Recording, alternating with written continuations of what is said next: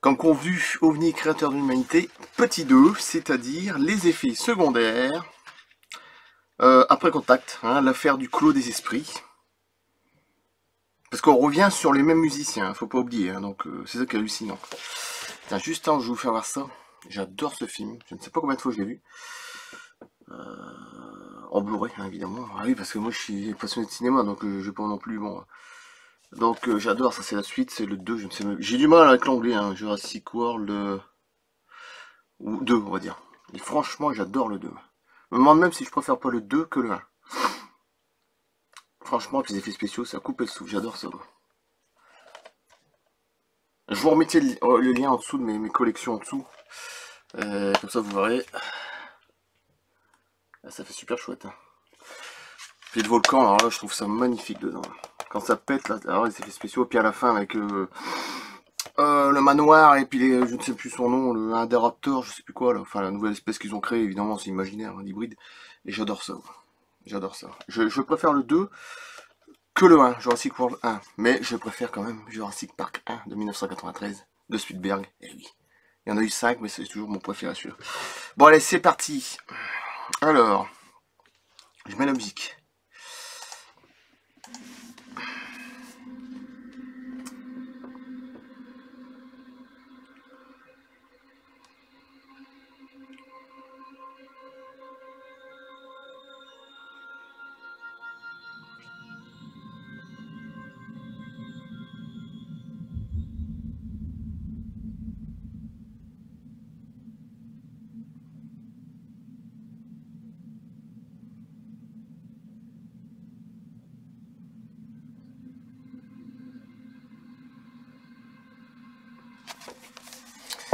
Alors, comme j'avais dit, les effets secondaires, la deuxième partie. Hein. Le premier, c'était effet secondaire après contact, l'affaire du clos des esprits. Comme ça, au moins, vous aurez les deux, comme ça. La prochaine fois, de toute façon, il y aura encore plein de choses à balancer. C'est énorme, c'est énorme. J'ai plein de j'ai trouvé plein de trucs, de toute façon, j'aurais jamais fini. On a pour, on va dire, 3-4 mois, voire plus. Hein. Bon, de toute façon, après, j'ai encore faire des plus tard. Donc, bon. Des effets secondaires. Quelques jours plus tard, un autre musicien du groupe, Bernard B., je pense pas que ce soit Bidot, mais bon, devait rapporter ce qui suit à J.C. Dufour, pas Jésus-Christ. Hein. Un soir, alors que tout était couché au rez-de-chaussée, il a entendu un bruit correspondant à quelqu'un qui descendait l'escalier menant au premier étage, et était suivi d'un sifflement qui s'amplifiait au point de devenir insupportable.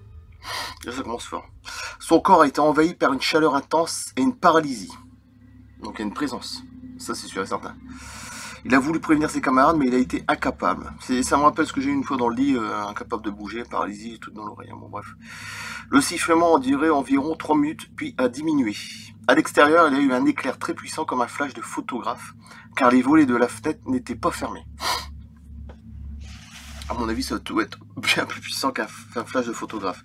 Il s'est alors sorti délibéré de la paralysie. Au même moment, ses amis qui dormaient ont poussé un soupir, et deux d'entre eux se sont réveillés pour lui dire qu'il venait de faire un cauchemar horrible.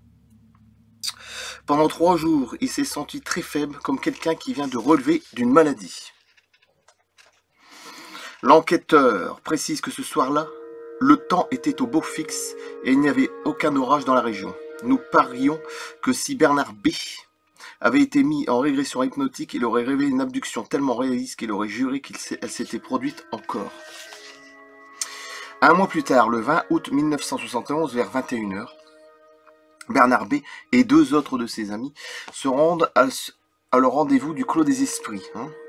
Parvenu à une 50aine de mètres, ils remarquent l'absence des lumières alors qu'il y avait dû en avoir, comme si une panne d'électricité s'était produite. En se rapprochant, ils ont vu une nappe de brouillard lumineuse blafarde qui se déplaçait dans leur direction. Elle ondulait au niveau du sol et s'est dirigée vers les vignes, là où l'OVNI perçu quelques minutes plus haut se trouvait en substantation. Les 3 témoins ont tellement été effrayés qu'ils ont fait demi-tour en courant, sans se concentrer, ou concerter plutôt, vers la route nationale. Là, ils sont arrêtés et se sont assis sur un muret, tremblant de peur, incapables d'articuler un mot. Et c'est dans cet état que les autres membres du groupe les ont trouvés. L'un d'eux a fini par avouer que quelques jours avant cet incident, il avait été paralysé dans la cuisine alors qu'il s'était levé en pleine nuit pour boire un verre d'eau. et n'avait pas voulu en parler aux autres par peur d'être accusé de se droguer. Après l'affaire de la nappe du brouillard blanche, Bernard B. a ramassé son instrument de musique et a quitté les lieux pour ne plus y remettre les pieds. Le témoignage le plus curieux vient de Pierre C. Voici ce qu'il a avoué avoir vécu dans la maison du Clos des Esprits. Il a l'impression que quelqu'un cherchait à laver le cerveau des 6 membres du groupe.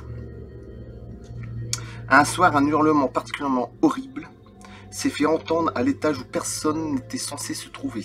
C'était comme si quelqu'un souffrait terriblement. Sur les 6 musiciens du rez-de-chaussée, aucun n'a voulu monter pour voir ce qui se passait. Quand le hurlement a cessé, tous ont ramassé qui a un bâton. Tous ont ramassé qui a un bâton, qui a un tisonnier, etc. Qui se sont rendus prudemment en haut. Il n'y avait pas âme qui vive. Un jeune homme qui jouait occasionnellement avec eux a décidé un jour de les quitter sans raison valable. Pressé de questions, il a reconnu qu'il avait trop peur de ce qui se passait autour de lui. Et il voyait parfois des éclairs dans le pré devant la maison, ou des petites boules lumineuses blanches qui semblaient se poursuivre les unes aux autres en volant à toute vitesse autour des arbres. Vous voyez des jeux de trucs, hein. La nuit, il sentait le souffle de quelqu'un, ou plutôt un énorme animal en train de respirer bruyamment en dehors pendant que les boules dansaient leur sarabande. Par peur de passer pour un fou, il n'avait pas osé en parler jusqu'à ce moment-là. L'un de ses collègues musiciens lui a avoué avoir été paralysé par un choc électrique. Un jour qu'il était seul, il a alors eu l'idée de penser fortement à ceux qui provoquaient tout cela. Et il a eu brusquement la sensation de se déplacer à toute allure dans des pays étranges avec des visions de choses inconnues. On devine télépathie, tout ça, j'en voyais pas tout de la tête. Un membre du groupe est venu un soir avec une fille. Le couple s'est installé à l'étage. Les 2 premières nuits, tout s'est bien passé. Puis la 3e, la fille s'est mise à hurler comme une folle. Elle a descendu l'escalier en courant en tenue légère.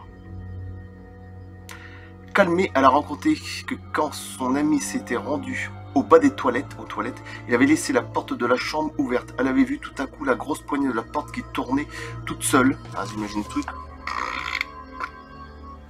Il n'y avait personne pour le manœuvrer. Elle a eu la peur de sa vie et son compagnon a dû l'emmener en ville, dans un endroit plus tranquille. Puis en dépit du fait qu'il n'y avait plus personne à l'étage, des sons divers se sont manifestés. Bruit de pas lourds, de ferrailles traînées sur du gravier alors qu'il n'y avait pas qu'un parquet vierge de cailloux, etc. De plus, la porte de l'accès à l'étage était fermée à clé. Et celle-ci était restée pendue au clou du rez-de-chaussée. On avait l'habitude de l'accrocher. Il y a une forme de poltergeist. Faut pas oublier que... Bon. Il joue aussi avec ça, hein. Je veux dire, il y a des êtres qui sont non terrestres. Le lecteur, nous sommes convaincus, aura facilement deviné que le Clos des Esprits est un nom qui avait été donné à cet endroit parce qu'il était connu depuis longtemps pour être hanté. C'est un habitant de Draguignan, amateur d'ovnis, soit dit en passant, qui a appris cela à J.C. Dufour. Comme quoi il est démontré que des ovnis au phénomène de hantise, écoutez bien, il y a un pas qui peut être facilement franchi. Donc ils font ce qu'ils veulent. Voilà. Ah oui, il joue aussi au poltergeist. Voilà. Et oui, il y a ça aussi. La prochaine fois, je vais vous balancer RR3 belge hors du commun. Ouais, ce sera la prochaine vidéo, hein, dans 2 jours. De toute façon, comme toujours, 2 jours. Hein. Donc je coupe là. Et merci. Merci pour les vues, parce que je suis pratiquement à 50 000 vues. Ça, c'est très fort.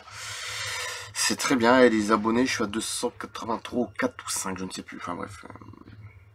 Je pensais pas avoir autant de vues sur quelques temps, je veux dire. Voilà, je m'attendais pas quand même à ça, je veux dire. Tant mieux. Donc je coupe là. Ce qui est déjà énorme. Hein. Et les abonnés, c'est pas mal non plus. Voilà, à bientôt, merci.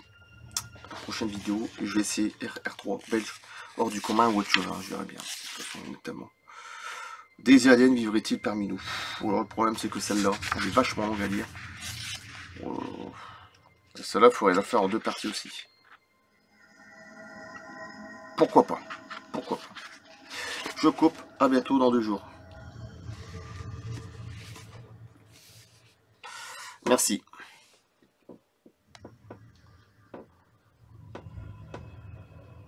Et n'oubliez pas en dessous la pétition chloroquine.